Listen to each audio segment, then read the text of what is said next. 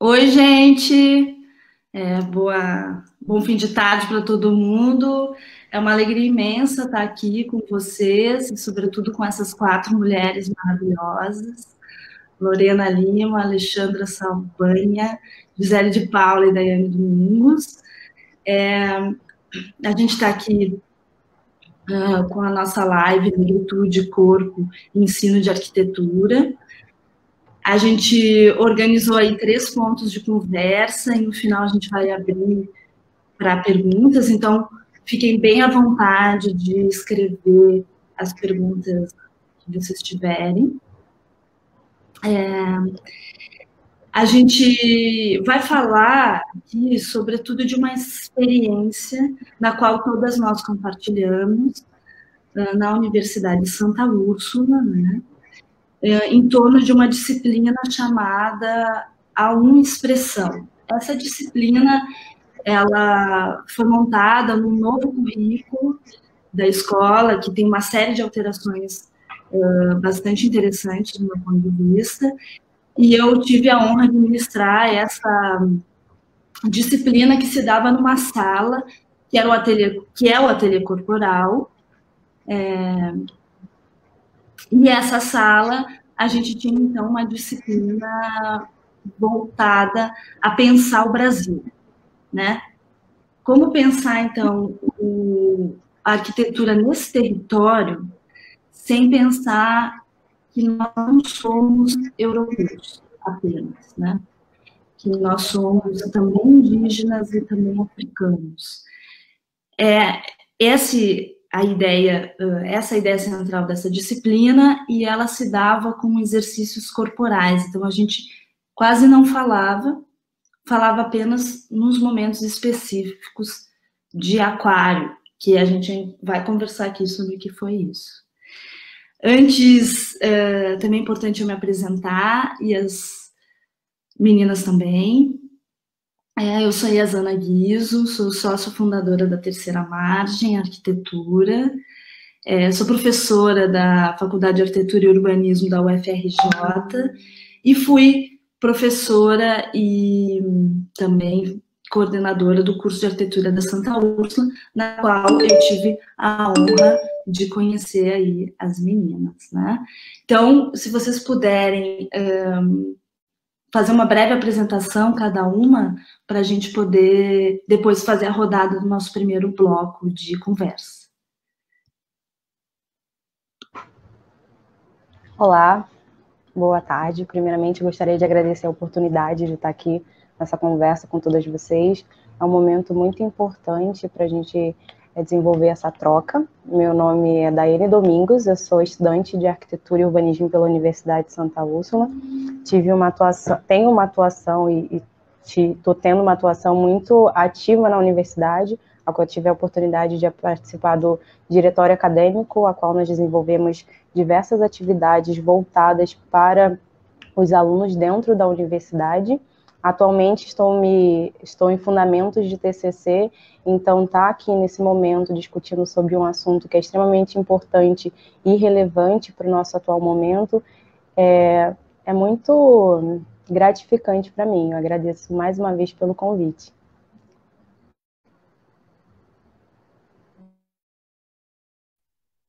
Olá, meu nome é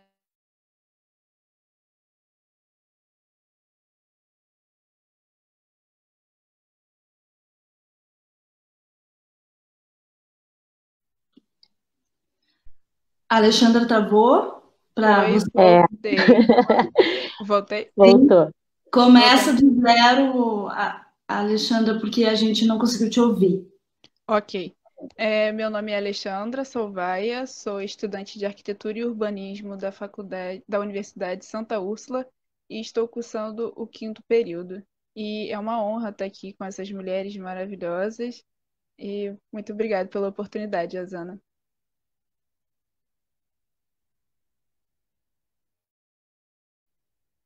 Olá, meu nome é Gisele de Paula. Eu agradeço essa oportunidade, né, esse convite da Terceira Margem, esse convite da Yazana. Sou estudante também de Arquitetura e Urbanismo da Universidade de Santa Úrsula.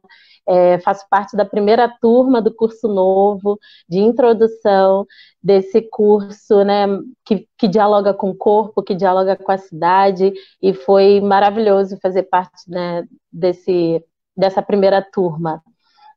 E hoje eu trabalho com arquitetura, trabalho com arte, e tudo isso veio dessa introdução das aulas de expressão corporal, das aulas de desenho artístico, o quanto foi importante para mim. Agradeço.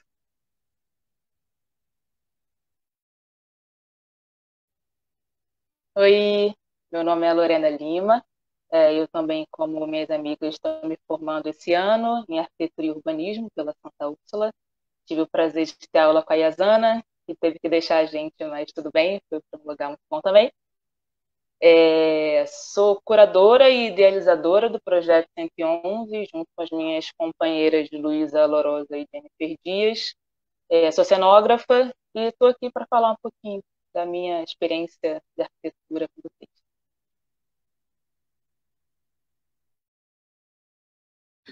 Maravilha, todas apresentadas, introdução feita.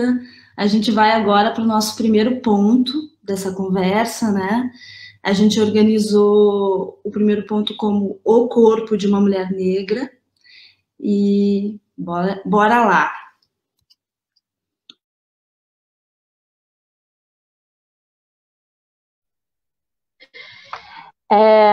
Eu acredito que entender o corpo da mulher negra não tem como entrar nessa discussão hoje, né? É uma discussão mais do que atual, é um assunto que não será falado, né, em todo um processo de história, isso a gente pensa na história do Brasil.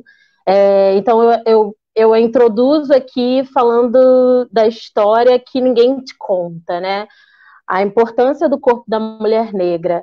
A gente vê ainda as discussões de ocupar espaços do corpo feminino, mas a gente fala do corpo negro das mulheres que já estavam na rua, né, e que já estavam, na verdade, no processo de escravização, no processo, né, nessa diáspora transatlântica, a gente tinha, né, já os corpos das mulheres negras nas ruas, já tinha os corpos das mulheres negras já num processo de tornar esses corpos como objeto, né? Então, falar desse corpo da mulher negra, a gente precisa falar da história, precisa falar que a gente já ocupa o território desde do princípio, né, da nossa cidade. O corpo da mulher negra, que muitas das vezes, né, é tratado como objeto, hoje nós estamos aqui nessa live para tornar o corpo, para falar desse corpo como sujeito, né, para falar desse corpo como protagonista. Então, mesmo que o processo todo tenha nos causado a invisibilidade, né, a gente hoje está aqui para pensar e para falar, né, da importância de nós ocuparmos, mas não ocuparmos só os territórios, mas ocuparmos, né, as grandes empresas, ocuparmos as grandes discussões sobre cidade, sobre arquitetura, né? Então, falar desse corpo da mulher negra é falar desse corpo que ainda está em processo de evolução, ainda está em processo de construção, mas que a gente já avançou muito. A gente deixou de ser vistas como empregadas domésticas, como referências de trabalhos subalternos, para hoje estar falando desse corpo feminino arquiteta. Né? A gente tem um corpo feminino branco que já luta, né, para ocupar esse lugar da arquitetura, e a gente agora está discutindo o nosso lugar como arquitetas negras. Né? A gente pensa no mercado de trabalho, o quanto para o corpo feminino é difícil. A gente não está tirando da circunstância, né, esse processo de empoderamento da mulher. Né? Mas o processo de empoderamento da mulher negra, ele é uma evolução atual, é a coisa que a gente pode dizer dos últimos 20 anos para cá. Né? Então, o nosso lugar como arquitetas negras é hoje um marco da nossa herança africana, da nossa história, é um marco para a gente, né, mostrar essa visibilidade. É isso. Eu vou pegar o gancho. Ah, vai lá, vai lá, vai lá, vai lá.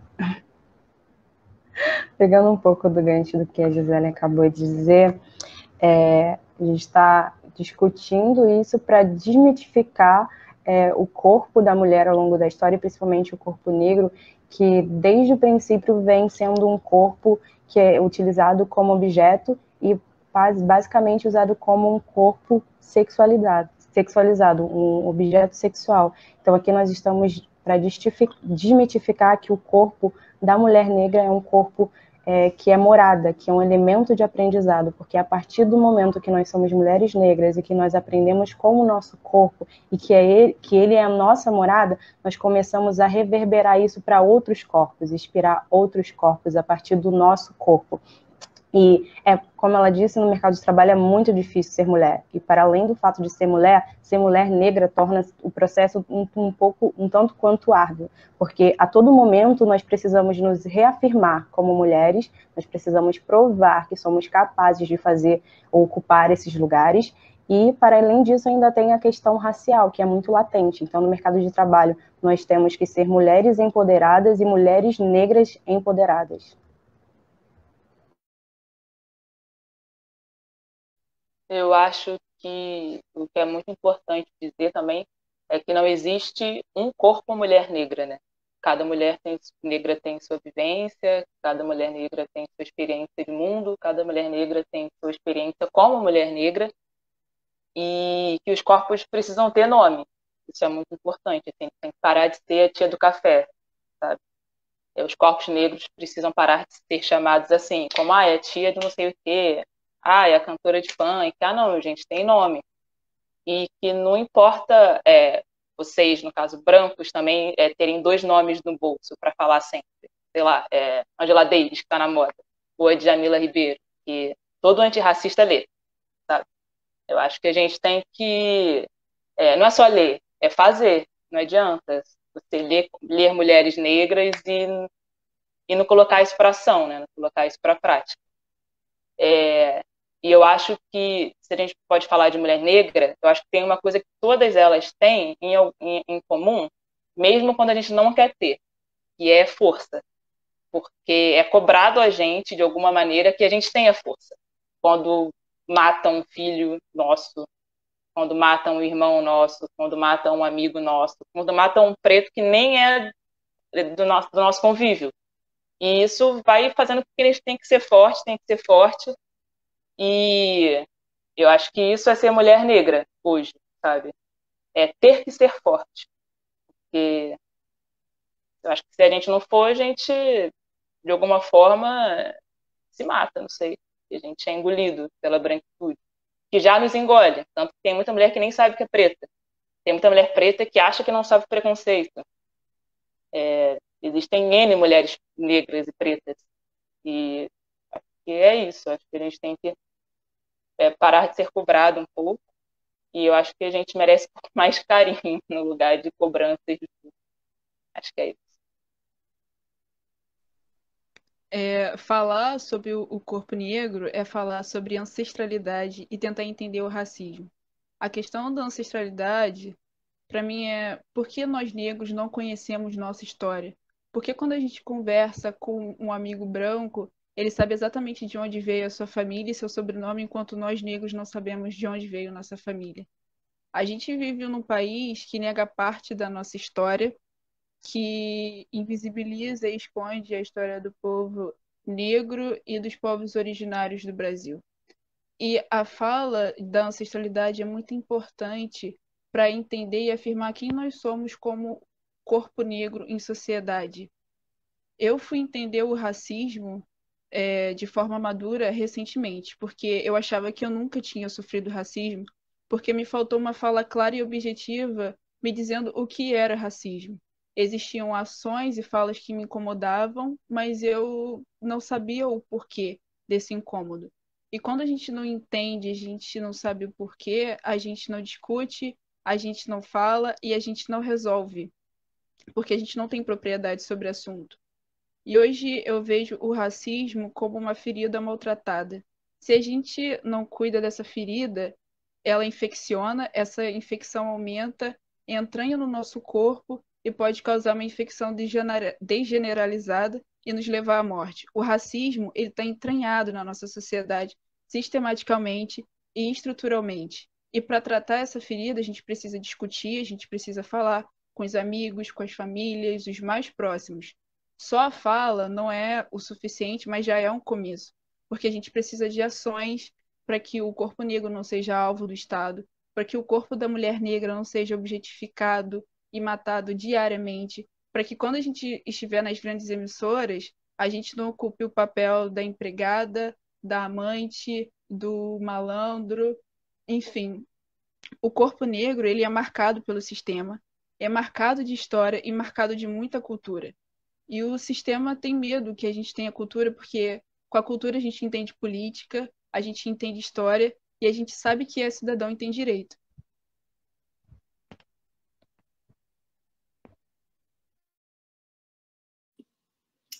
Ótimo. Eu não vou, eu estou aqui como uma mediadora, né? E vamos deixar a conversa para o final. A gente está bem de tempo, viu, meninas? Queria dizer que vocês podem relaxar com um pouco a história do tempo, porque a gente meio combinou para a gente, todo mundo ter espaço, mas a gente foi super rápidas nessa primeira pauta, então a gente pode relaxar e ir colocando o que também vem no momento, né, agora. E o segundo ponto que a gente conversou de falar aqui é justamente o que a gente viveu junto, né, que são esses corpos na aula de expressão lá da Santa Úrsula.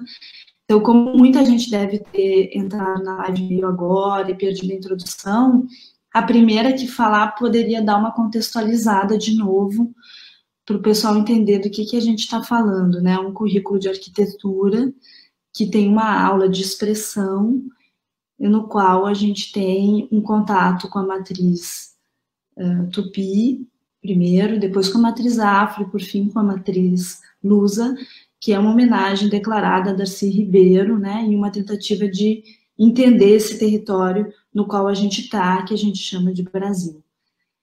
Então, vamos lá.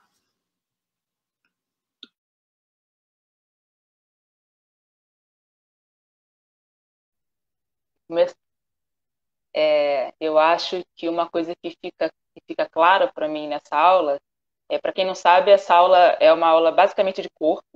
A gente é convidado a tirar os sapatos, entrar numa sala. É uma sala que não tem cadeira, não tem nada, só algumas almofadas, a luz é baixa. E aí a Zana sempre colocava uma música de fundo, a música tema da aula. Não era uma música, né? Era uma playlist da aula. E aí ela propõe para a gente movimentos relacionados à matriz. E aí eu vou falar especificamente da matriz afro, que eu acho que é a que pega mais com a gente. Era impressionante a dificuldade das pessoas não pretas de fazer a aula. Era muito... Nada nem curioso, né? É muito óbvio. O medo. E aí, essa aula me fez pensar um pouco que, na verdade, as pessoas não são só racistas. Elas têm um pouco de medo. Elas têm um pouco de medo da cultura afro, sabe? Elas têm medo da música, elas têm medo do movimento, elas têm medo de fechar o olho e ficar ali naquela sala escura, escutando uma música, que nem é um ponto, sabe? Uma coisa tão próxima, é uma música ali que de alguma forma te leva para um lugar, para uma matriz afro. E é muito, muito louco. Perceber que as pessoas vão embora, perceber que as pessoas ficam travadas, ficam com medo de acontecer alguma coisa. E aí eu fico pensando que, por um lado, também é óbvio, porque o Brasil ele é um país católico. No máximo, ali a gente pode dizer que também tem alguns evangélicos. Mas, por exemplo, se você entra num carro, num táxi, está lá tocando uma música cristã, você leva de boa. Eu duvido que um branco entre no táxi, o cara ligue, toque um ponto de macumba, esse cara vai ficar. O cara vai sair correndo, as pessoas têm medo, as pessoas não entendem. As pessoas não sabem o que é cultura africana, mas a gente também não teve isso. A gente não tem isso na universidade. Tentou ter um pouco com a Yazana lá, mas não é nem... enfim, a África é um continente, né? A África não é um país, também tem isso, as pessoas não entendem. É outra coisa. A gente não aprende nossa cultura no colégio, a gente aprende Europa, né? gente aprende Portugal, Estados Unidos, Itália, a gente aprende outra coisa, América, não a nossa América, a América dos americanos, né? Que é assim que a gente aprende, América para os americanos. E enquanto não for ensinado para as nossas crianças que existe uma cultura africana, vai continuar tendo preconceito durante muito tempo. E outras coisas também, né? Mas, para por aqui que eu falei.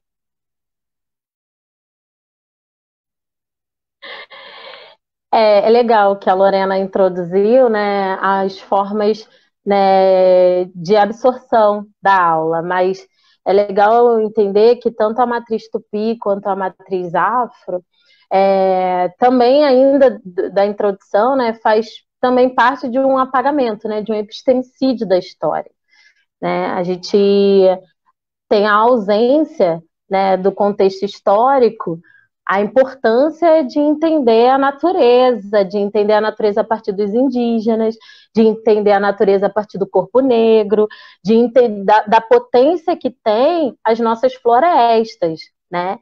Entrar numa universidade que trata a natureza, né, que olha para a natureza a partir de suas matrizes, que entende o território a partir dos povos originários, entrar numa universidade única. É você fazer uma aula onde você se posiciona a partir dos povos originários. Eu acho que cada movimento dessa aula, né, cada dança, cada vídeos que nós assistimos, cada conversa, cada aquário que participamos, era um território que nós estávamos ocupando a partir do olhar dos povos originários. A gente precisava entender ali naquela aula que a casa que nós estávamos habitando era o nosso próprio corpo. O que ficou muito claro, né, nas aulas para mim, e isso muito tardiamente, até porque a gente não conhece o nosso próprio corpo, é na liberdade do corpo. É na liberdade que o meu corpo tem de dançar.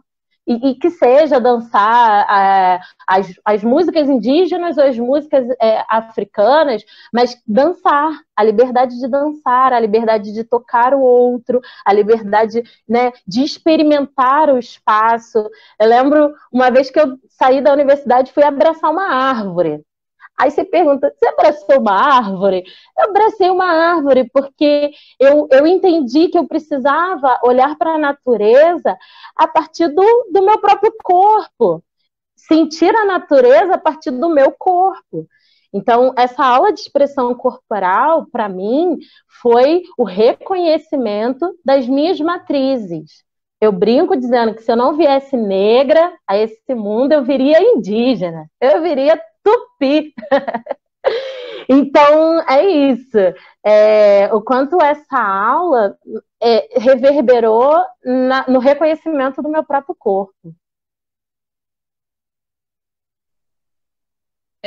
Eu vou falar uma fala bem pessoal sobre essa aula de expressão. Eu digo que essa aula foi um processo de autodescobrimento, de construção e encontro corporal e pessoal muito importante, muito bonito para mim. Eu vou falar especificamente da matriz indígena e da matriz afro. Quando a matriz indígena me atravessou, eu entendi que o povo indígena, o meio em que eles vivem, é o que eles são, que a natureza é o que eles são, e que a conexão com a terra, com o chão que a gente pisa, nos faz ascender como indivíduo. E na matriz afro, foi um encontro pessoal, foi um reencontro com meus antepassados, vamos dizer assim, porque quando eu comecei a ler quando eu tive as leituras da diáspora do povo negro, do continente africano para o continente americano, as danças que me fez me libertar de muitas travas minhas em questões de sexualidade, enfim, eu, eu percebi que eu poderia falar sobre eu sou mulher negra e eu posso construir com o meu corpo. E que o movimento corporal ele é muito potente como arquitetura, que nós somos arquitetura. E no final desse processo eu percebi que eu construí um corpo forte. E foi lindo, para mim, porque contribuiu para quem eu sou hoje, para o meu amadurecimento e o meu entendimento de mundo.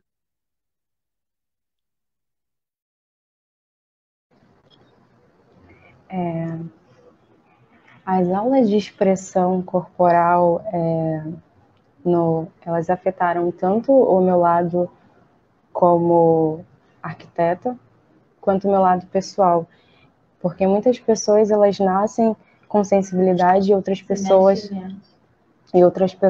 ao longo da vida, se permitirem ser afetadas, elas podem se tornar sensíveis. A aula de expressão corporal teve um impacto muito grande no meu corpo, porque eu consegui me entender como um indivíduo que é capaz de ser sensível, e essa sensibilidade acabou reverberando em outros fatores, na maneira como eu projeto, na maneira como eu lido com as pessoas, na maneira como eu escuto as pessoas. Uma das coisas que me tocou muito foi na aula da matriz indígena, na qual nós ficávamos num círculo, todos com as mãos dadas, e ao mesmo tempo, quando você estava de mão dada naquele grande círculo, você marchava, e aquele círculo ia se fechando aos poucos e se formava na centralidade, e ali você sentia a potência e a força do coletivo. Foi nessa aula que eu aprendi que a potência do coletivo, ela é muito maior do que eu podia imaginar. Então eu me senti aos poucos e me permiti esse processo de transformação. Então a aula de expressão corporal, ela teve um significado muito importante na minha vida para eu entender o meu corpo como morada e como elemento de aprendizado. E a partir desse momento que eu entendi o meu corpo como morada e elemento de aprendizado, eu consigo ter sensibilidade para lidar com o outro, eu tenho sensibilidade para escutar o outro.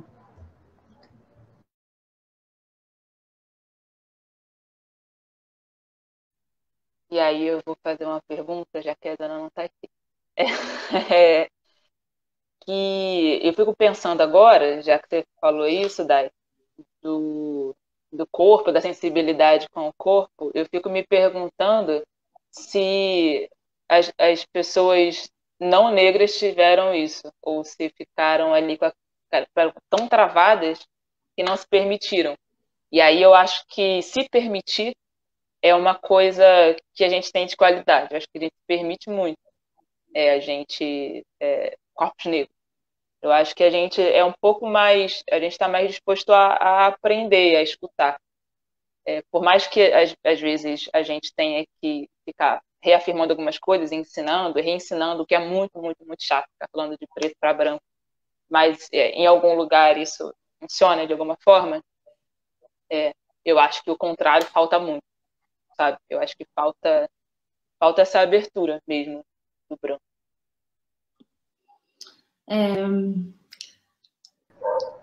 Que bom que essas falas aconteceram. Eu queria dizer que eu me arrepiei várias vezes. Achei tão bonito, assim, muitos momentos de verdade, assim. E a gente tem um tempinho para conversar ainda sobre esse ponto, se a gente quiser. Então, caso alguém queira falar mais sobre essa experiência da aula, né, dar exemplos. Tem algumas coisas que a gente falou na nossa conversa pré-live que foram muito legais, né? Assim, me tocaram especialmente a ideia de transformação da aula, né? De uma metamorfose, a ideia dos aquários, o que a gente pode dizer, como isso reverberou depois dentro da escola para vocês trazem alguns relatos disso, assim, e como isso também foi uma grande transformação para mim, professora, né? Então, sei lá, acho que vale a pena a gente falar um pouquinho mais, porque que é uma coisa diferente e que trouxe muita experiência também para a gente, né?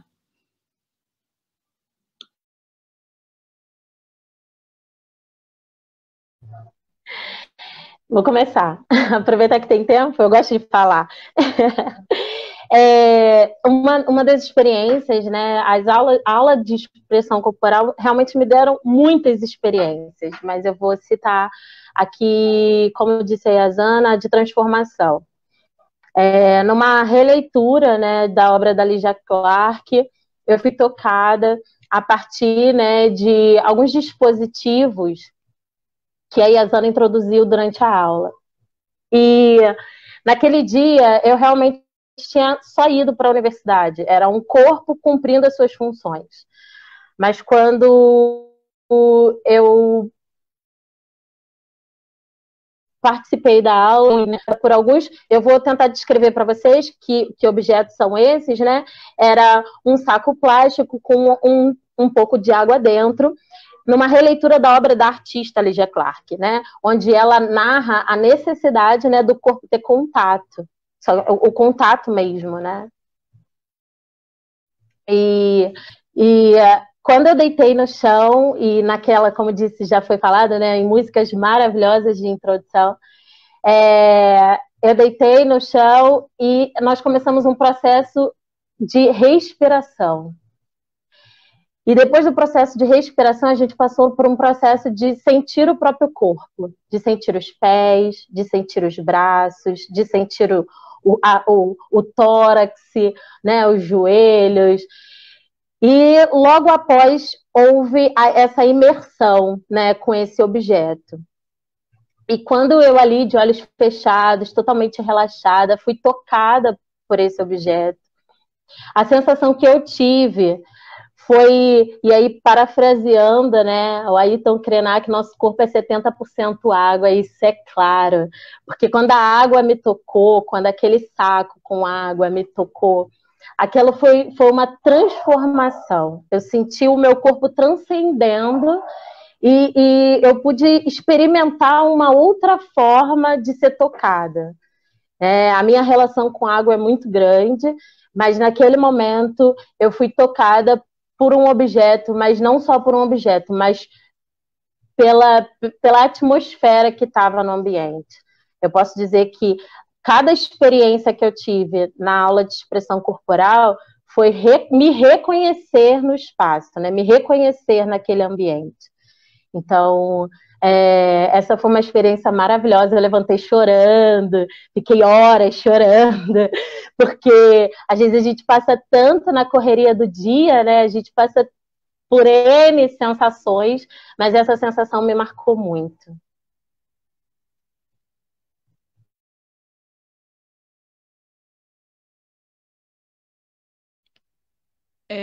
Eu gostaria de relatar sobre a minha primeira fala sobre racismo, sobre os atos de racismo que aconteceram comigo.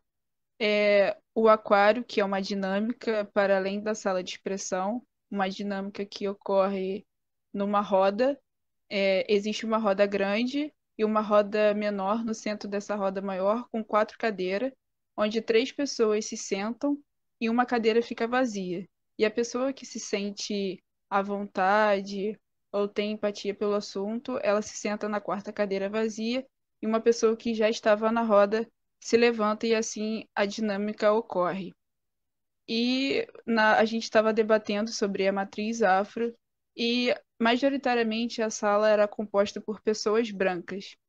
E eu nunca tive, vamos dizer assim, eu nunca me senti à vontade de falar sobre os atos de racismo que sofri, porque sempre me cortavam, falavam que era loucura da minha cabeça, ou eu não me sentia à vontade, não me davam abertura.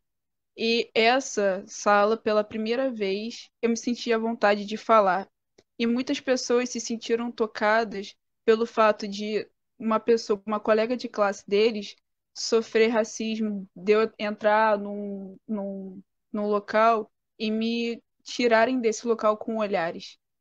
E é muito importante você ver que tem pessoas que estão a fim de escutar sobre o racismo. E se essas pessoas estão a fim, falem, discutam com elas, porque elas vão reverberar o assunto e esse assunto precisa ser falado no Brasil.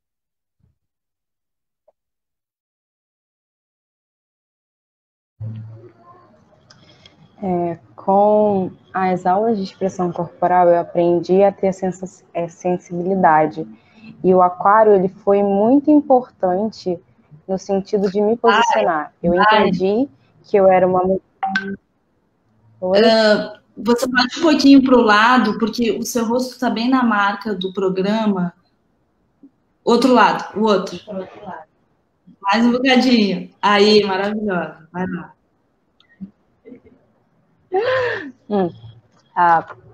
Não, mais.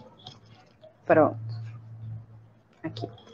A partir do momento que eu entendi que as aulas de expressão corporal eram de extrema relevância para eu entender meu próprio corpo, no aquário eu aprendi que o meu posicionamento ele é importante e ele é relevante. E também o aquário foi um elemento inserido de extrema importância, porque eu era uma pessoa extremamente, estou falando no âmbito pessoal, era uma pessoa extremamente tímida e eu tinha uma preocupação muito grande com o que eu estava falando, se teria relevância ou não para as pessoas. E no aquário eu aprendi que sim, eu tenho importância, sim, as coisas que eu falo têm relevância, e eu acabei perdendo a minha timidez para me posicionar. E ao me posicionar e ser ouvida, eu me senti extremamente forte, no sentido de que sim, eu sou capaz de fazer isso e sim, as pessoas vão me ouvir.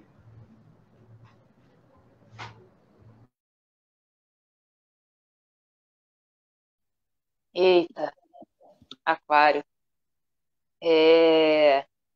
Bom, eu no aquário, acho que eu falava bastante. Eram sempre levantadas questões, a Yasana sempre vinha com um assunto, com uma frase ou com alguma coisa, alguma experiência, e aí daí a gente continuava, né? Continuava as discussões. E eu, às vezes, não me aguentava muito. E era um pouco incisiva demais. Eu acho que se tem uma coisa que o aquário me fez é ter um pouco mais de paciência. E aí, com branco, no caso, né? Porque às vezes vinham uns assuntos, e aí ficavam aqueles 4 brancos discutindo, e eu ficava assim, gente, o que essas pessoas estão falando, pelo amor de Deus? Eu ficava, não, Lorena, se segura, não vai, não fala, não fala. Eu ia lá e falava, ia lá e falava, ia lá e falava. E comecei a ser a raivosa. Mas, enfim, preto tem raiva mesmo, né? E é isso. E principalmente de branco. E aí, aprendendo a ter mais paciência, eu também comecei a prestar atenção de que não tem que ficar dando aula, sabe? Assim, tá tudo aí, sabe? Se você é racista, se você não sabe, é porque você não quer, sabe? Não é falta de conhecimento, não é ignorância, é falta de interesse, ou é burrice, porque não é possível. Tá tudo aí, há quantos anos aí que a gente veio escravizado, tem muito tempo. E aí e aí me veio essa discussão pessoal de que é importante sim o diálogo, mas tem hora de que não adianta. Tem hora também que ficar gastando lábia com essa galera não é o que me interessa. E às vezes eu prefiro criar poder para mim, para o meu povo, que perder tempo falando com branco, ficar explicando sobre racismo. Gente. Pelo amor de Deus, quem não sabe o que é racismo hoje em dia, acho que nem existe essa pessoa, sabe? Ela pode achar que nunca sofreu, mas ela entende o que é, ou ela pode achar que não faz, mas ela sabe o que é, sabe? Mas as pessoas têm noção, elas só não estão afim mesmo, eu acho. E falar disso, e era uma discussão que, por mais que tivessem várias matrizes, a questão política, ou a questão racista, ou a questão, na época aí de Bolsonaro, essas coisas sempre viam, independente de qualquer matriz. Era uma coisa que a gente estava muito, muito, né, acabado de acontecer aí, Dilma, enfim, tinha muita coisa acontecendo. E aí essas questões políticas sempre vinham, e eu ficava, às vezes, um pouco impressionada. E depois eu estava explorando, tão burra de ficar impressionada com o que essa galera está falando, porque é tão óbvio. Mas, enfim, é isso.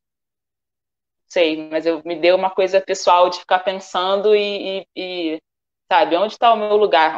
Qual é a minha militância, sabe? É explicar para branco? Não, não é. Definitivamente não é. É empoderar o meu povo preto, sabe? É contratar as pessoas pretas. É comprar de marcas pretas. É me juntar com os pretos para fazer as minhas coisas. Porque os brancos não querem as minhas coisas, eu também não estou afim que eles queiram, sabe? Eu quero que meu povo chegue junto para a gente chegar lá. Porque chega de viver num mundo branco, porque, né, o Brasil não é branco. Não é. Não é. Não é. Você olha na rua, a maioria é preta. A não sei que você vá mais para a Zona Sul, que infelizmente ainda não tem tanto preto. Ou quando tem, ainda é a tia do cafezinho. A gente não sabe o nome. Mas o Brasil não é branco. É importante você falar. Obrigado, meninas. A gente queria dizer para o pessoal que está nos assistindo que a gente quer saber também o que vocês pensam, as perguntas talvez que vocês tenham para esse conjunto aqui de mulheres. E, enfim, fiquem bastante à vontade de se comunicar com a gente. A gente vai para o nosso último ponto, que se chama Uma Arquiteta Negra, né? A maioria de vocês está se formando, então brevemente esse título cai no colo, né? E como é isso? Existe arquitetura negra? Como é ser uma arquiteta negra? Como vocês imaginam que tudo isso que foi dito, vivenciado, experimentado, reverbera numa arquitetura, numa prática profissional, numa atitude profissional que está chegando aí na porta de vocês, né?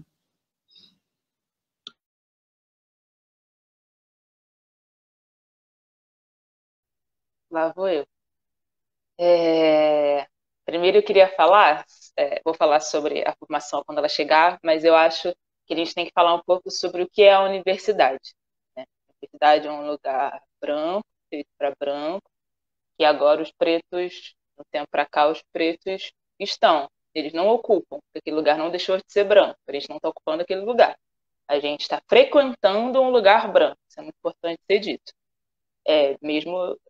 Enfim, tem gente que acha que a gente está ocupando, mas eu não estou nessa vertente, não.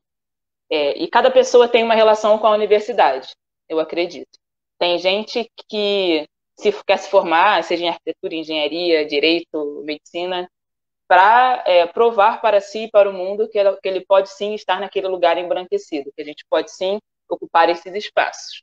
Eu prefiro me formar e prefiro ser uma arquiteta negra que está nesse espaço para ensinar quem vem comigo.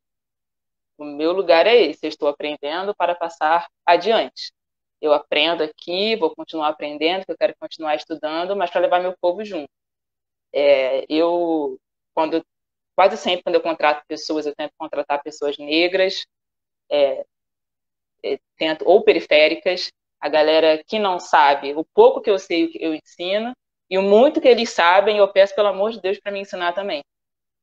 Porque eu acho que a gente tem que estar sempre trocando. E todo mundo sabe. E uma coisa que é muito importante, que a gente tem que lembrar, é que a maioria das pessoas que assinam um projeto são brancas. Mas quem realiza o projeto que essas pessoas assinam, sabe? Qual é a cor da mão de obra? Eu tenho certeza que é pelo menos 80% preto. E a gente não dá crédito para essas pessoas. Então, eu acho que se o meu corpo de mulher negra na arquitetura é isso, sabe? É levar o conhecimento que eu estou adquirindo com essa galera e trocar com eles o que eles sabem, para a gente crescer junto. E o que eu continuar estudando, eu quero continuar passando. Eu acho que esse é meu lugar de mulher negra na arquitetura.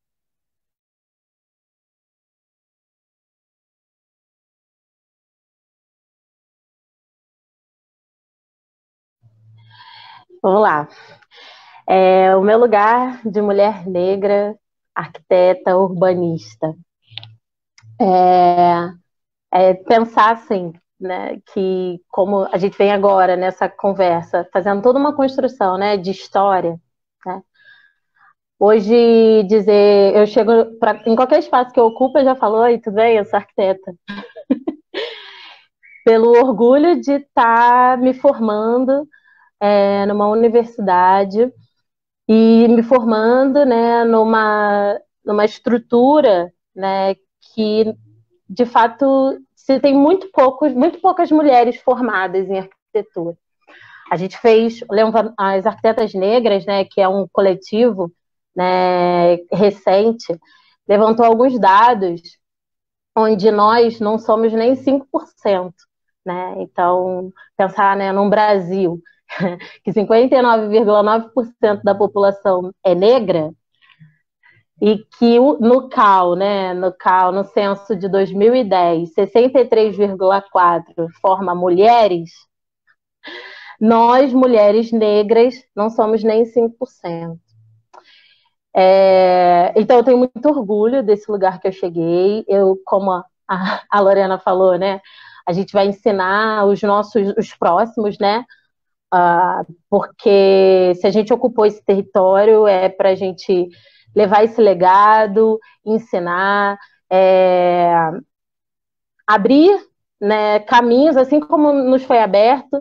Né? Eu tenho hoje um exemplo muito próximo, que é a Tainá de Paula, que é arquiteta urbanista, apresentado durante uma das aulas, né, de expressão corporal, uma das aulas da Iazana, e me foi apresentada a Tainá de Paula, sendo minha referência. Seminários temáticos. E quando eu vi a Tainá na minha universidade, eu falei, nossa, me identifiquei, me achei. E fui atrás, sabe? Fui atrás das arquitetas negras. A partir disso, tive a oportunidade também de fazer uma exposição sobre mulheres negras na arquitetura, na invisibilidade que é das mulheres negras na arquitetura, e fiz uma exposição dentro da minha universidade. Então, ocupando, e aí, desculpa, Lorena, eu acho que a gente está ocupando mesmo, a gente está abrindo territórios, né? Territórios que não era para a gente hoje estar falando de cota, né? Ontem eu estava ouvindo falar de cota, que cota tinha que ser para branco, tipo, fazer um curso de arquitetura onde, vamos botar assim, 80% das vagas são para negros e 20% para branco. Eu gostaria muito de ter um curso de arquitetura onde a gente pudesse formar o maior número de negros. Quando a gente fosse para o censo 2020, né? Porque a gente estaria falando aí de 70% de mulheres negras e não 63,4%, né? De mulheres sendo formadas, mas mulheres negras. Então, assim, eu como arquiteta, urbanista, hoje eu sou apaixonada por arte também devido à universidade.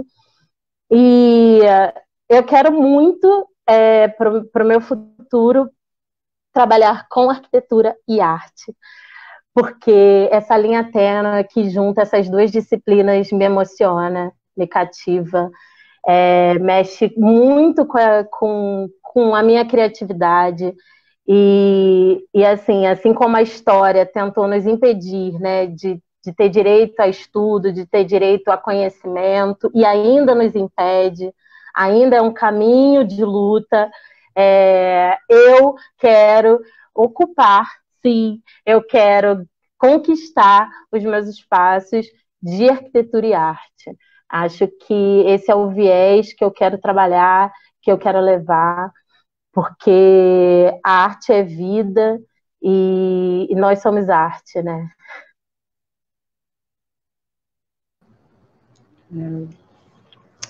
Bom, é muito potente a fala da Gisele, e para mim, hoje, ser Daiane Domingos, que se forma em arquitetura e que, para além disso, teve a oportunidade de passar pelo curso da Santa Úrsula, não querendo puxar saco aqui, mas foi um curso que me transformou, porque eu já passei por outras escolas, e a partir do momento que eu cheguei na Santa Úrsula, eu tive um outro olhar para a arquitetura.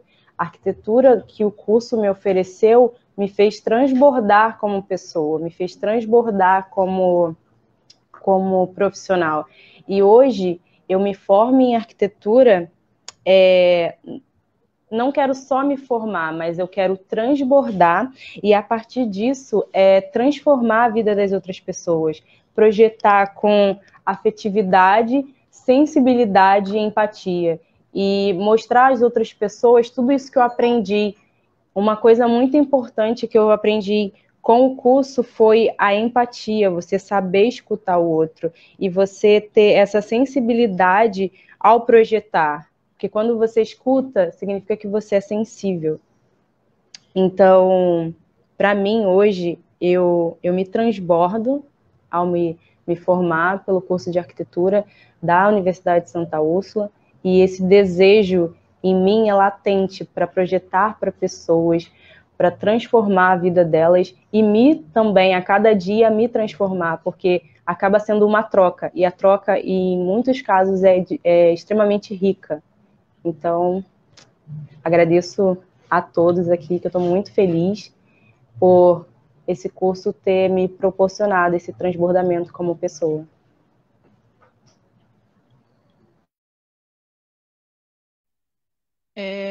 Bem, daqui desse quadro de mulheres negras, eu sou a mais jovem e a que está no meio da faculdade. Então, eu vou dizer de uma forma bem sincera que eu não saberia responder que arquitetura negra futura seria essa. Mas a minha referência mais próxima é a Gisele, a Lorena e a Daiane, que são as arquitetas negras futuras que eu pretendo me juntar e a gente poder transbordar a empatia que a Daiane falou, poder levar conhecimento, o afeto que a gente aprende nessa universidade, estudar arquitetura e saber que a gente pode construir com o corpo, que a nossa ancestralidade faz parte da nossa arquitetura, é muito importante para nós negros para afirmar quem somos em sociedade. Então, meninas, vocês são minha referência de arquitetas negras e eu tenho a honra de estar aqui com vocês e poder escutar vocês com falas muito maduras e me agregando como uma futura arquiteta e que eu possa servir de exemplo para os que vierem antes, depois de mim. Então, muito obrigada.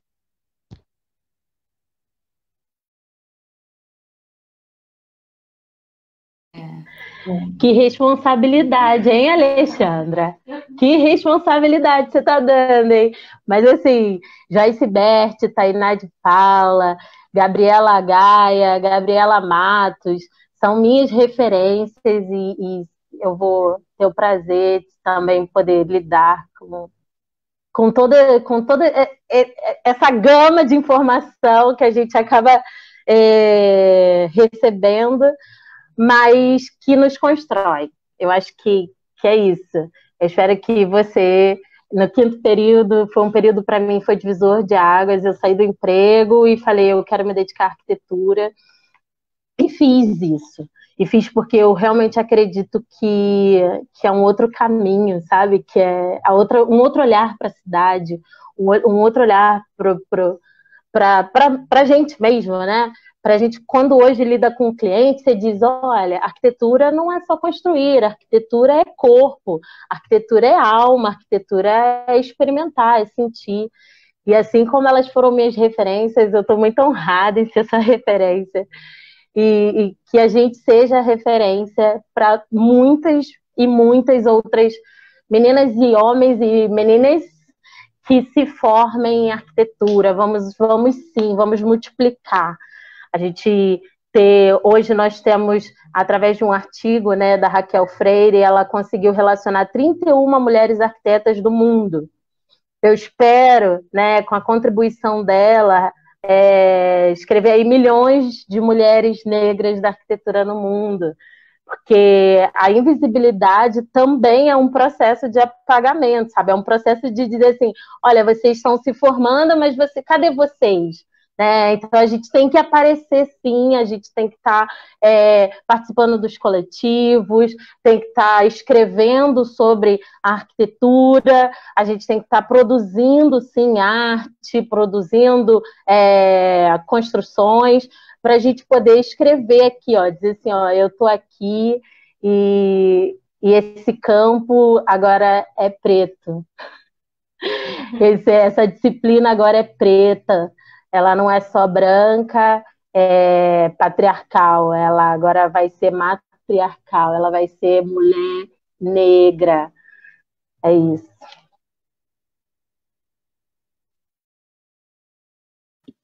Mais alguém quer falar alguma coisa desse ponto? Posso passar para as perguntas, para reverberação com a galera. Então, galera, mandem aí suas perguntas, suas reverberações. Eu li da M. Lúcia, porque não é assim que tá, né, no nome, não sei, Maria talvez, mas eu não sei. Eu achei bem boa a colocação, não é uma pergunta, mas é uma colocação que ela faz, e eu gostaria que vocês comentassem. o empoderamento econômico é uma forma eficaz de combater o racismo. E eu queria que vocês comentassem isso. Sim, vou comentar e vou dizer que eu acho que as pessoas não têm noção do quanto a gente consome. O povo preto consome muito, mas muito, assim, muito mais do que o povo branco. Mas muito mais, isso é estatística, isso está comprovado. E eu acho que as pessoas tinham que entender isso. Quando isso fosse entendido, talvez algumas coisas mudassem também. E eu acho que essa fala dela, do dinheiro a ver com poder, é um pouco controversa para mim. Eu acho que sim, de alguma maneira, o dinheiro para o povo preto dá um tipo de poder, mas eu acho também que hoje no Brasil, os pretos que mais se mostram, eu não gosto de empoderado, mas vou usar mais, que estão aí com gana de vida e que estão aí para frente, é o povo que não tem dinheiro. É o povo que está lá nas comunidades, nas favelas, levando tiro na casa todo dia. Eu acho que o dinheiro sim te dá um poder, mas às vezes com esse dinheiro que o poder te dá, nem todo preto consegue levar os seus juntos. Tem muito preto que ganha dinheiro em cima do racismo, por exemplo. Tem muito preto que eu tenho certeza que se hoje o racismo acaba, falha. Não tem mais o que falar. Não vende mais livro, acabou. É a economia dele, é onde gira. É uma merda, perdão. Mas é verdade. E eu acho que o dinheiro sim te dá poder, mas a gente tem que tomar muito cuidado como a gente age com esse poder, a gente não pode esquecer quem é que está lá atrás. E eu acho também que, ao mesmo tempo que o dinheiro te dá poder, eu acho que ainda quem tem mais poder é quem não tem dinheiro. E o poder no sentido de vontade, sabe? De chegar lá e vamos embora. Porque quando as pessoas falam fogo no racista, os pretos com grana, eu não vejo botando fogo nos racistas. Os pretos que estão lá na periferia, bota fogo em ônibus. Os pretos que têm caminha para dormir confortável, choram na internet dizendo que sofreu racismo no táxi, no Uber, sabe? Enfim, eu acho que dinheiro é uma questão. Movimento preto.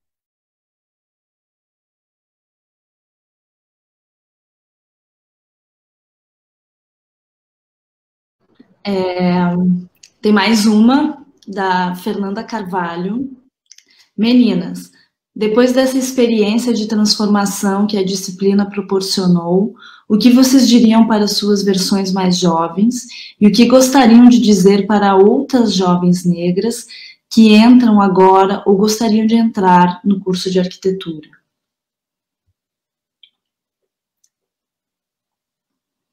Com vocês.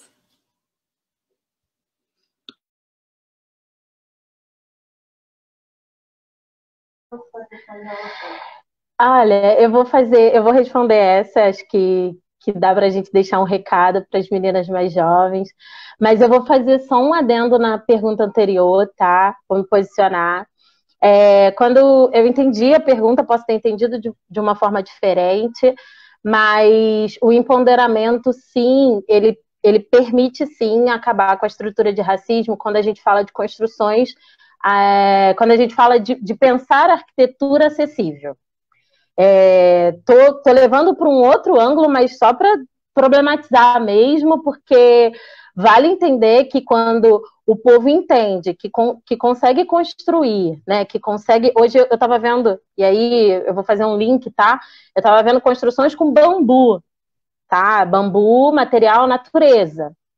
Então, quando o povo toma, né, dos artifícios, né, dos meios, de que a própria natureza nos dá, ou entende que a arquitetura pode ser feita, né, de uma forma econômica, a gente dá espaço para as pessoas conquistarem novos territórios, para terem direito à moradia, para terem direito a habitar de uma forma digna. Né? A gente está falando aí de utilizar a partir dos próprios processos de natureza, de construir com a natureza. Então, eu vou levar para o lado do empoderamento, do conhecimento. Quando a gente tem conhecimento, quando adquirimos conhecimento, a gente consegue, sim, desestabilizar a estrutura de racismo que vivemos. porque nós já fomos colocados, né? E aí eu vou, prometo que eu vou ser muito rápida. A gente já foi retirado dos grandes centros urbanos, a gente teve aí um grande processo de branqueamento da população, um grande processo, eu não gosto de dizer essa palavra, mas que foi usada num período criminal, né? De um processo de higienização da população. E que nos foi retirado diversos direitos, né? A gente tem a lei de terra de 1850, terra para quem? Terra de quem? Construir aonde? Aí você vem a Lei Áurea de 1888, que liberta todo mundo? Liberta. E aí liberta para quem? Se você não dá o direito à moradia, você não dá direito à saúde, não dá direito à educação. Então, assim, eu acho que hoje o nosso povo se empoderando, sim, ele destrói, ele consegue, eu não sei, na verdade, eu vou deixar aqui em aberto, mas eu acho que a gente consegue, sim, lidar com uma forma de desestabilizar essa estrutura de racismo que vivemos. O racismo sempre existiu, sempre vai existir, e, infelizmente, né, infelizmente, corpos brancos ainda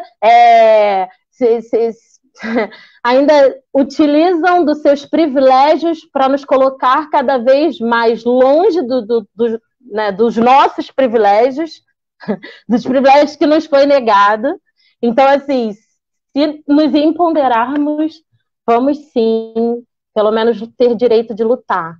Ter direito de lutar pela nossa terra, de lutar pelos nossos direitos, de lutar para conquistar. E quando um preto cresce, eu sempre ouvi isso, né? Quando um preto cresce, ele não cresce sozinho, ele leva milhões com ele. Então, eu quero me empoderar, sim. Joyce Bert diz que tem muitas meninas que ainda não sabem, mas que têm total potencial para se empoderar, então eu vou me empoderar, sim, para destruir as estruturas de racismo.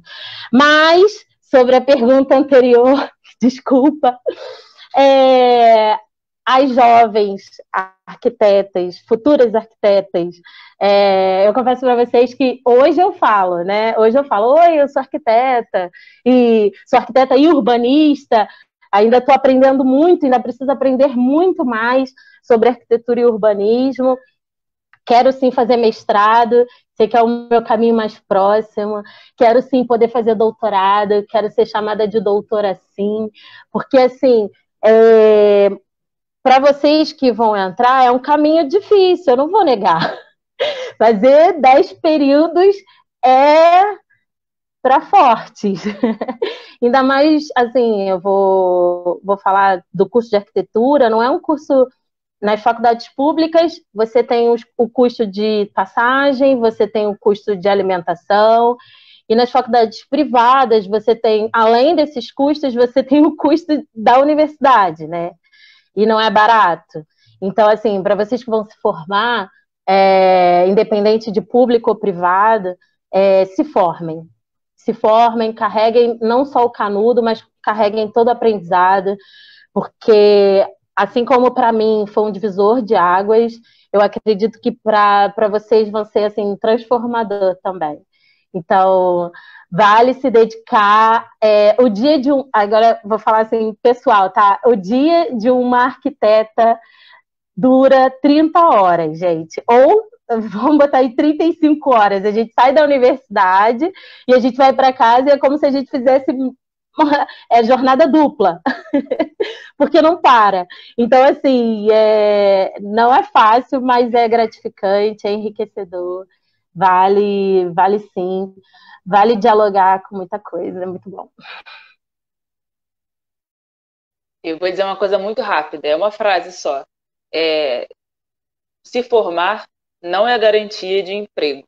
Então, assim, não se iludam. Não caiam nessa de que você vai entrar lá e vai se formar e vai sair empregado. Faculdade não emprega ninguém. Só isso.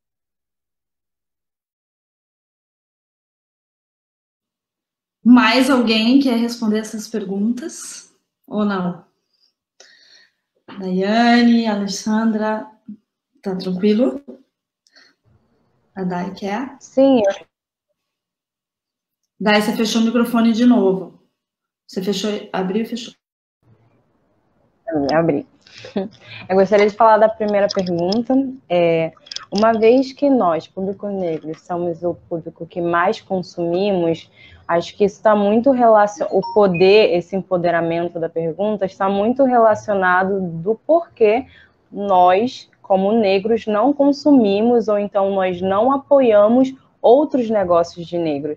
Porque se somos o povo que mais consome, por que a gente ainda tem determinadas dificuldades de ser uma arquiteta negra que não tem muitos projetos no mercado, de ser uma pessoa que abre uma loja de moda afro e não tem consumidor, sabe? Como é que essas pessoas consomem? Eu acho que é uma conscientização também de que, nossa, eu preciso ajudar a alavancar a carreira dessa pessoa preta, que é preta como eu sou preto. Então, acho que a Lorena traz isso muito bem no discurso, quando ela fala que ela vai empregar pessoas negras, que ela vai ajudar, ela vai contribuir com o conhecimento e vai ocorrer essa troca. Eu acho que falta essa conscientização no nosso meio, de que nós somos negros e por ser negros nós temos essa determinada dificuldade dentro do mercado e em outros setores, e se nós nos apoiarmos, nós vamos crescer juntos. Acho que isso é de extrema importância. E não tem como negar que o dinheiro ele está também nesse crescimento. E é basicamente isso.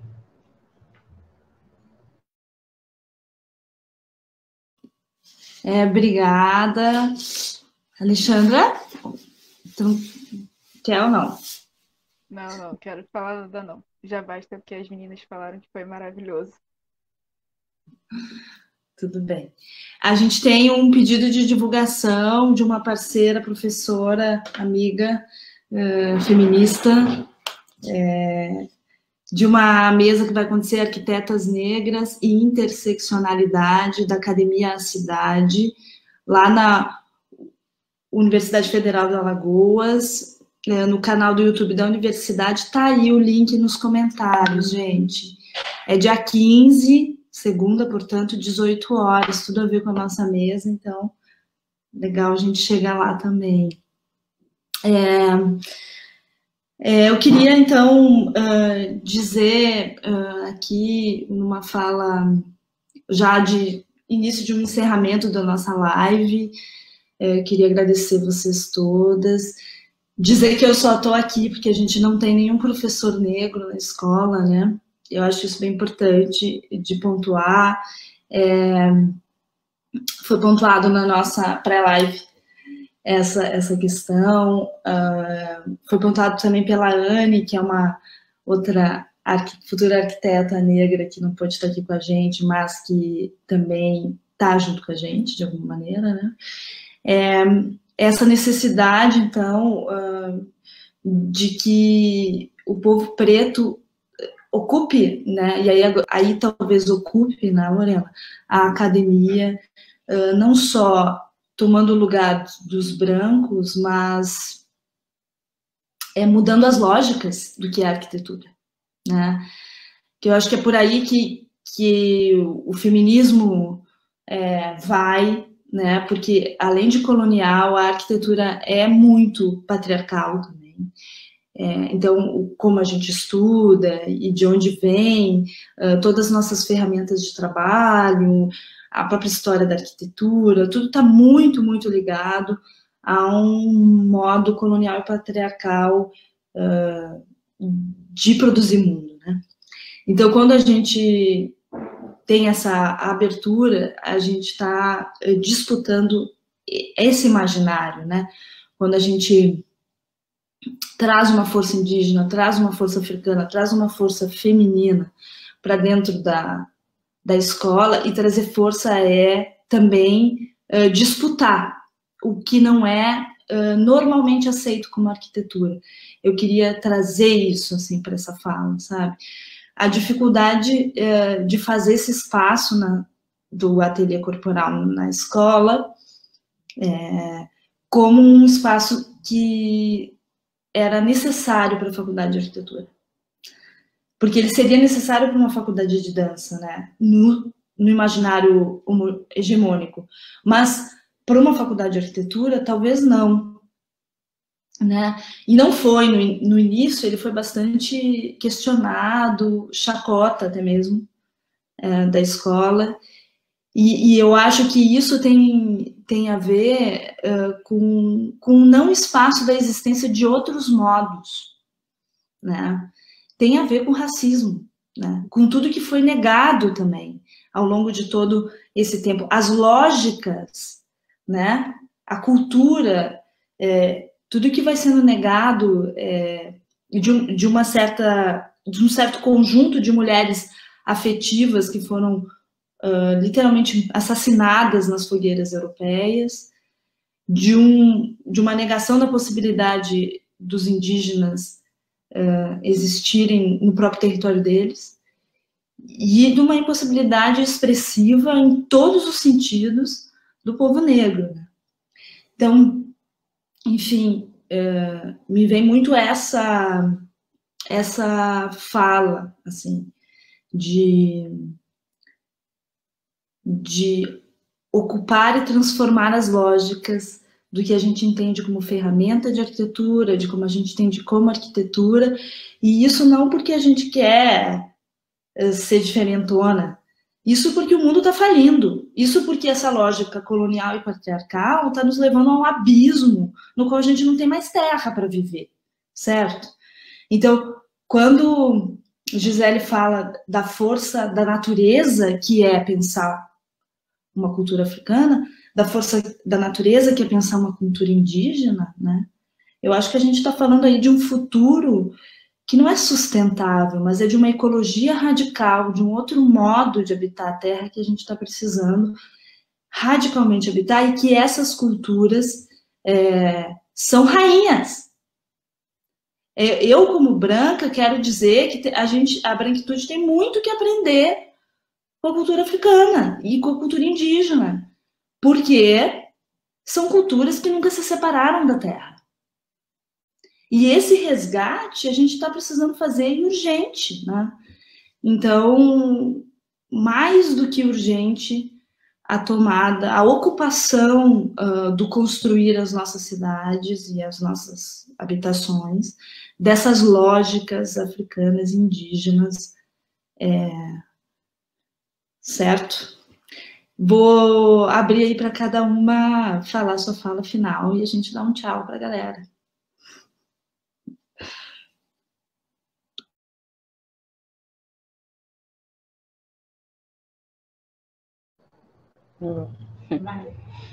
Nossa, eu só tenho a agradecer, gratidão pela oportunidade de estar aqui e de escutar vocês. Já fiz várias anotações aqui no meu caderninho. Foi um momento, está sendo um momento extremamente enriquecedor. Essa troca para mim foi incrível.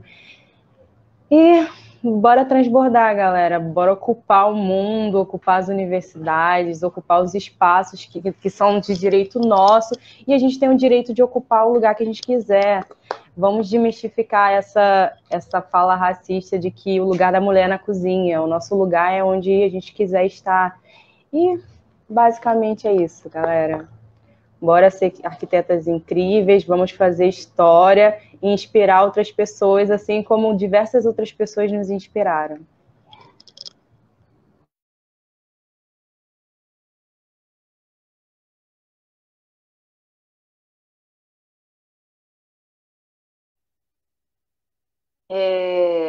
Eu acho que foi muito boa a nossa conversa. Queria agradecer de novo a Yasana por esse papo, por ter ficado quietinha. Foi muito bom trocar. Eu acho que eu só posso dizer de pé, fogo preto. Sigamos.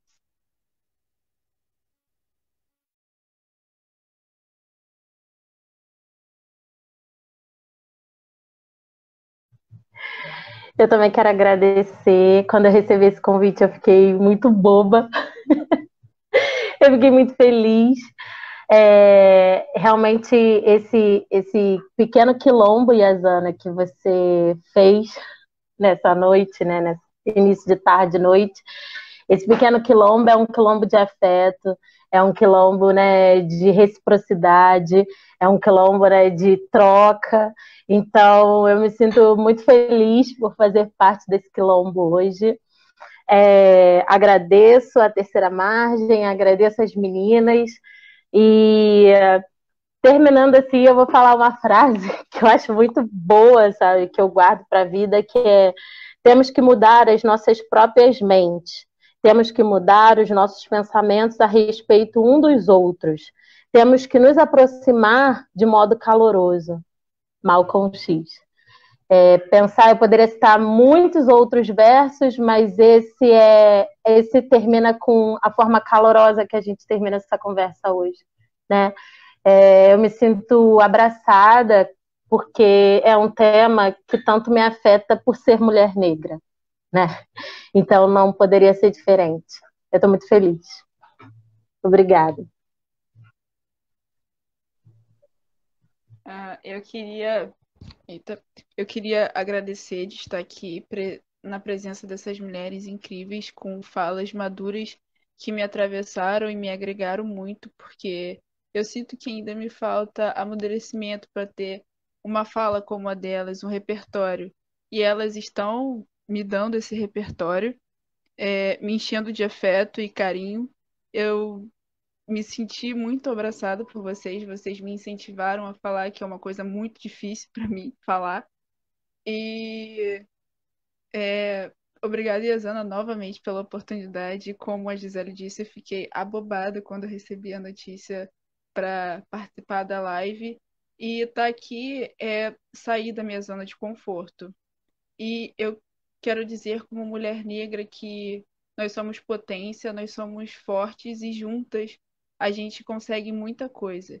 E como arquiteta, eu sei que não vai ser um caminho difícil, mas eu sei que eu vou ter referências que, como a Tainá de Paula, como as referências que as meninas me deram agora, e eu vou me inspirar nelas para que eu possa ter visibilidade, para que outras meninas se inspirem em mim, se inspirem na Gisele, na Lorena e na Daiane. Enfim, é um prazer estar aqui nessa live. Gente, muito obrigada. Queria agradecer cada uma de vocês por estarem aqui, por terem aceitado, por serem quem são. Só agradecer. E a gente vai dar tchau pro pessoal, mas a gente fica para fofocar.